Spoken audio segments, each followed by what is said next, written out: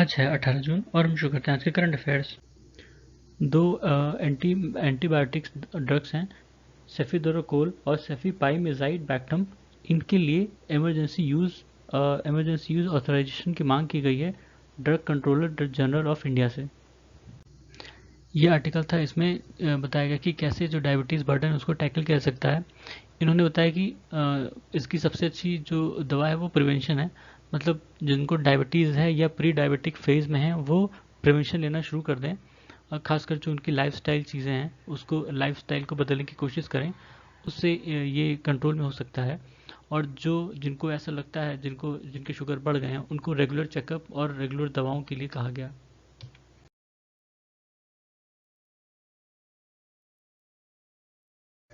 फिर कोविन ऐप से data leaks होने की बात आई है। इसमें जो मिनिस्ट्री थी उसने इनकार किया है कि नहीं, ऐसा कोई डाटा नहीं लीक हुआ है, लेकिन ना उसको कोई असर्टेन कर पा रहा है और ना ही अभी तक कोई वेरिफिकेशन ढंग का मिला है कि डाटा लीक हो रहा है या नहीं हो रहा है। तो ये जो कोविन ऐप था इसका मतलब था कोविड वैक्सीन इंटेलिजेंस नेटवर्क। ये 2021 में ही लॉन्च हुआ था और इसका उद्देश्य था कि जो वैक्सीनेशन प्रोग्राम था उसको कैसे ये स्मूथली इसके थ्रू कंडक्ट किया सकता है। मतलब लोग रजिस्ट्रेशन कराते थे और उनको स्लॉट्स अलॉट होते थे कि वो कहाँ पे जाके अपना वैक्सीनेशन ले सकते हैं, और ये भी बताया जाता था कि कितने स्टॉक है वहाँ पर वैक्सीन के, कितने अवेलेबल हैं, कितने पहुँचने वाले हैं वगैरह वगैरह, वहाँ उसमें इन्फॉर्मेशन दी जाती थी बाकायदा। फिर है रीफ शार्क। रीफ शार्क कई तरह के होते हैं इंडियन और पैसिफिक ओशन में। Black tip reef shark, grey reef shark और वाइट टिप रीफ शार्क मिलते हैं। रीफ शार्क को जो कंजर्वेशन स्टेटस है वो वल्नरेबल है। फिर लाइट पोल्यूशन से रिलेटेड था कि इसके लॉन्ग टर्म जो इम्प्लीकेशंस हैं वो काफ़ी चीज़ें डिस्टर्ब कर सकते हैं, जैसे habitat loss, disruption of food webs और डिक्लाइनिंग इंसेक्ट पोल्यूशन वगैरह। ठीक है, जो लाइट पोल्यूशन होता है वो तब होता है जब इनअप्रोप्रिएट या एक्सेस आर्टिफिशियल लाइट्स का इस्तेमाल होता है। जैसे रात में हम देखते हैं कि कई सारी स्ट्रीट लाइट जल रही हैं और वो ऊपर की तरफ है, नीचे की तरफ है, किनारे की तरफ है, मतलब जहाँ उनको फोकस करना वहाँ नहीं है लेकिन बाकी हर जगह है। ठीक है, तो ये कई तरह के होते हैं, इसमें कई चीज़ें इंक्लूड की जाती हैं जैसे glare, sky glow, light trespass, clutter. एक महीने पहले डब्ल्यू ने मंकी पॉक्स या एम पॉक्स को ग्लोबल हेल्थ इमरजेंसी डिक्लेयर किया था। और शुरू में इसके केसेस बहुत तेज बढ़े थे यूके में, और उसके बाद फिर यूरोप में और अफ्रीका में।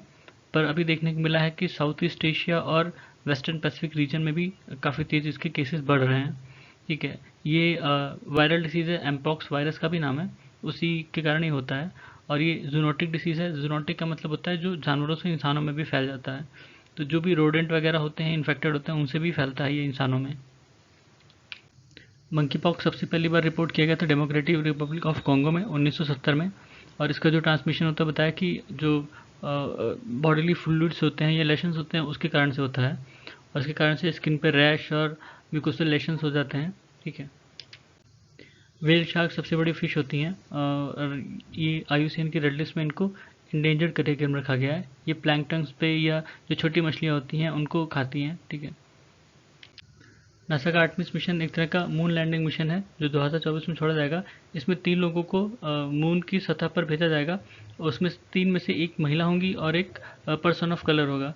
इसी के साथ आर्टमिस अकॉर्ड है, ये नॉन बाइंडिंग प्रिंसिपल्स हैं जिनको सिविल स्पेस एक्सप्लोरेशन के लिए बनाया गया है, ताकि वो ऐसे जो एक्सप्लोरेशन है उनको गाइड कर सकें, और जो स्पेस इन्वायरमेंट है, आउटर स्पेस इन्वायरमेंट है, उसकी सेफ्टी मेंटेन रह सके। ठीक है, और ये जो है नासा ने बनाया था US डिपार्टमेंट ऑफ स्टेट के साथ मिलकर, नासा अकॉर्ड 2020। और इसके साथ अब कई सारे मेंबर जुड़ गए हैं, मतलब दूसरी कंट्रीज भी जुड़ गई हैं जैसे ऑस्ट्रेलिया, बहरीन, ब्राज़ील, कनाडा। ठीक है, इंडिया इसका हिस्सा नहीं है अभी। इनमें कई सारे प्रिंसिपल्स हैं जैसे peaceful purpose, transparency, interoperability, emergency assistant, registration of space object और साइंटिफिक डाटा। फिर द्रुजबा ऑयल पाइपलाइन, ये रशिया से होकर यूरोप गई है, और इससे ही जो यूरोपियन कंट्रीज़ हैं, खासकर ईस्टर्न यूरोपियन कंट्रीज़ हैं, उनको ऑयल पहुंचाया जाता है। जैसे इस मैप में दिख रहा है, हंगेरी को, ऑस्ट्रिया को, चेक रिपब्लिक, जर्मनी, पोलैंड, इन सबको ऑयल पहुंचाता है रशिया।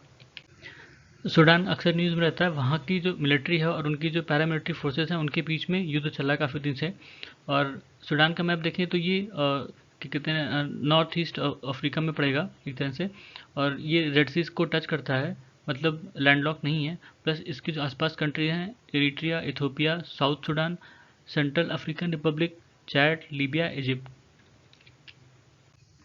ये सूडान कॉन्फ्लिक्ट का टाइम लाइन है समझने के लिए। वहाँ के दो एक मतलब जो जनरल थे और उनके जो जूनियर थे दूसरे फोर्स के, उन दोनों में ही लड़ाई छिड़ी है और इसके कारण से तब से वहाँ पे बहुत सिचुएशन ख़राब हुई है। फिर आई सेट, ये अक्सर न्यूज़ में रहता है, initiative on critical and emerging technology. ये एक फ्रेमवर्क है इंडिया और ऑस्ट्रेलिया के बीच में कॉपरेशन के लिए, जो खासकर जो क्रिटिकल या इमर्जिंग टेक्नोलॉजीज़ हैं उनके लिए। तो वो टेक्नोलॉजीज़ कौन कौन सी हैं, जैसे artificial intelligence, defence startup, semiconductor हो गया, ह्यूमन स्पेस फ्लाइट हो गया, 5G 6G वगैरह हो गया, ओपन रैन नेटवर्क हो गए। ठीक है, ये सारी जो एडवांस और मतलब इमर्जिंग टेक्नोलॉजीज़ हैं उनमें कॉपरेशन होगा और खासकर जो उनकी एक्सपोर्ट है उससे रिलेटेड चीज़ें होंगी। युगांडा में भी कॉन्फ्लिक्ट चल रहा है। वहाँ पर जो उनके रिबल्स हैं उन्होंने 41 स्टूडेंट्स को मार दिया। ठीक है, युगांडा की लोकेशन देख लेते हैं। ये कीनिया, तंजानिया, DR कॉन्गो और साउथ सूडान के बीच में है। और ये जो बहुत बड़ी सी लेक दिख रही है तंजानिया और युगांडा के बीच में, ये लेक विक्टोरिया है। और DR कॉन्गो और युगांडा के बीच में जो ऊपर बड़ी लेक है वो लेक अल्बर्ट है, और जो नीचे छोटी सी लेक है वो लेक एडवर्ड है। और जो युगांडा के अंदर में जो लेक दिख रही है वो लेक क्योगा है। ठीक है, lake Kyoga. Food and agriculture organisation UN की स्पेशलाइज्ड बॉडी है और इसका हेडक्वार्टर रोम में है। इसमें 195 मेंबर हैं, मतलब 194 कंट्रीज़ हैं और एक यूरोपियन यूनियन। इसकी जो सिस्टर बॉडीज़ हैं वो वर्ल्ड फूड प्रोग्राम और international fund for agriculture development. ठीक है, ये कई सारी रिपोर्ट भी पब्लिश करता है, जैसे state of the world's forest, the state of world fisheries and aquaculture, the state of agricultural commodity market और state of food security and nutrition in the world. ठीक है, और इसने कई सारे इनिशिएटिव भी लिए हैं, जैसे कोडेक्स एलिमेंटेरियस कमीशन को बनाया था, और agriculture heritage system of global importance जिसको कि HAS कहा गया, और डेजर्ट लोकस को भी मॉनिटर करता है पूरे दुनिया में, और international treaty on planet genetic resources इसी का ही इनिशिएटिव है। प्रधानमंत्री मोदी ने मांग उठाई है कि जो अफ्रीकन यूनियन है उसको G20 में शामिल किया जाए और G20 को G21 बनाया जाए। अफ्रीकन यूनियन की बात करें तो इसमें 55 मेंबर हैं, 55 मेंबर स्टेट्स हैं जो कि अफ्रीकन कंटिनेंट के ही हैं, और इसकी शुरुआत काफ़ी पहले हुई थी ऑर्गेनाइजेशन ऑफ अफ्रीकन यूनिटी के रूप में 1963 से 1999 में, लेकिन अफ्रीकन यूनियन को ऑफिशियली लॉन्च किया गया था 2002 में, और इसका जो हेडक्वार्टर है वो आदिस अबाबा इथोपिया में है। अफ्रीका को 5 रीजन में डिवाइड किया गया है, Eastern Africa, Western Africa, Southern Africa, North Africa और Central Africa. Mahindra defence system ने इंडिया का पहला आर्मर्ड लाइट स्पेशलिस्ट व्हीकल बनाया जिसका नाम अरमादो है, और ये इसमें 5 लोग आ सकते हैं, और इसको जो मतलब आर्मर्ड पियर्सिंग राइफल्स होती हैं वो नहीं छेद कर पाएंगे। इसको स्टैंग लेवल 2 सिक्योरिटी है। असम राइफल अपने यहाँ जो 7 CPF है उसमें से एक है। ये अपने यहाँ म्यांमार के बॉर्डर को प्रोटेक्ट करती है, प्लस जो नॉर्थ ईस्ट में इंसर्जेंसी है उससे भी डील करती है। असम राइफल पर डुअल कंट्रोल है। ये मिनिस्ट्री ऑफ होम अफेयर्स के अंडर में आती है, जो इसका एडमिनिस्ट्रेटिव कंट्रोल है मिनिस्ट्री ऑफ होम अफेयर्स के अंडर में है, लेकिन जो इसका ऑपरेशनल कंट्रोल है वो इंडियन आर्मी के अंदर में आती है, जो कि खुद मिनिस्ट्री ऑफ डिफेंस के अंडर में है। दुग्ध संकलन सारथी ऐप, इसको Rajasthan electronics and instrument limited, जो कि एक मिनी रत्न CPSU है, मतलब सेंट्रल पब्लिक सेक्टर एंटरप्राइज है, उसने बनाया है। और इसका उद्देश्य है कि जो दूध की क्वालिटी है उसकी ट्रांसपेरेंसी है स्टेक होल्डर्स के बीच में, और जो ग्रास रूट लेवल पर उसका ऑपरेशन है उसको कैसे रेगुलेट करें, मेंटेन करें, उसके लिए इन्होंने बनाया है। फिर यह है मालचा महल। ये तुगलक एरा का हंटिंग लॉज है, जो कि फिरोज शाह तुगलक ने 14वीं सेंचुरी में बनाया था, और ये चाणक्यपुर एरिया नई दिल्ली में है। इसको विलायत महल भी कहते थे, जो बेगम विलायत महल थी अवध की, उनके नाम पर पड़ा था। फिर national time release study 2023 report. ये एक तरह का परफॉर्मेंस मेजरमेंट टूल है। इसमें जो कार्गो के रिलीज़ का टाइम होता है उसको पढ़ा जाता है, उसको ऑब्जर्व किया जाता है कस्टम स्टेशन से। ठीक है, तो ये थे आज हमारे करंट अफेयर्स। सुनने के लिए धन्यवाद।